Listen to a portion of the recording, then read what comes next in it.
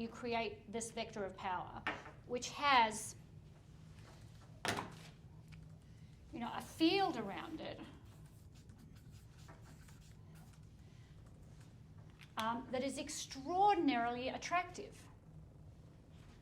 You can't help it being attractive because the pieces are so clear that they're now a transmission. And so oftentimes, when I'm working with people, I'm working to get these pieces down to real level of clarity. What happens in our in the journey to there, paper.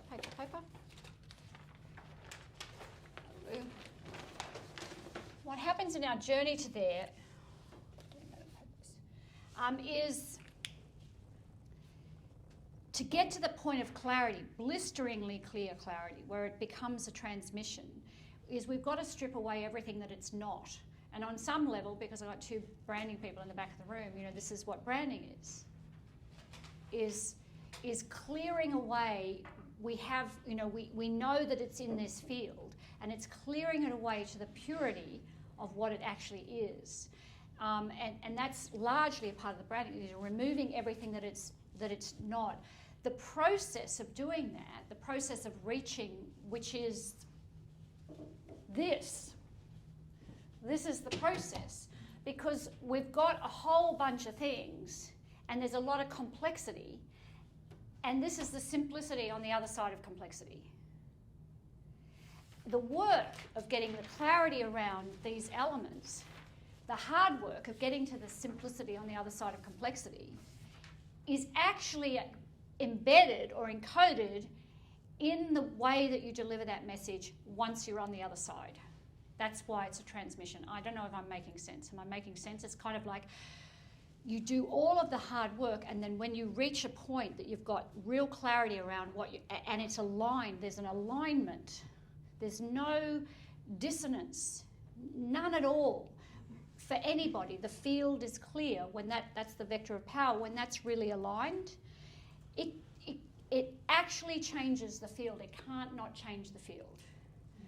And it becomes a vector of power, a force in its own right that is going to attract people that are attracted to that force in its own right. Yeah?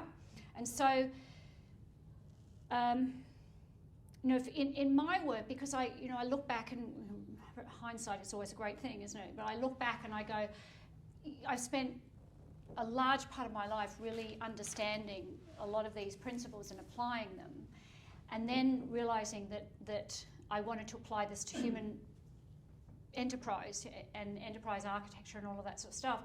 And so, but still in a cloud of confusion, how to language that, how to package it, how to present it. You probably recognise this, Rosie, to a degree. How to do all of that, and so it's a synthesis process, and a refinement. It's hard work. It's hard work. And people don't want to do it at the front end. There are many companies who are like 10 years old, still don't have a clear message. Yeah, it is hard work, but it's really worth it. And particularly if your source idea and your purpose is significant, it's really worth it. And so for me, and Nikki sort of pointed this out yesterday, saw this, because I've known Nikki and Peter for quite a long time, and they've seen my journey to a large degree as well. But in this work of Syntropic Enterprise, I felt all of the potentiality of it, but it was too complex and not able to be defined and all of that sort of stuff. And so, do you have enough commitment to stay in the conversation for it to synthesize? And then, of course, there's the Kairos timing piece, because if I go back, and in 2013 I pitched to Richard Branson a really early version of this, but the timing wasn't right and my message wasn't clear. It was still, this diffusing kind of thing.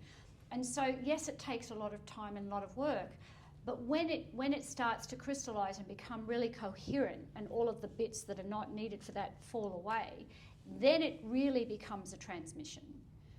And And that carries its own momentum in its own right. And that is the forward motion, the movement, which is the vector of power, which is not the same as the structure. Everyone following me? Yeah, they're very different.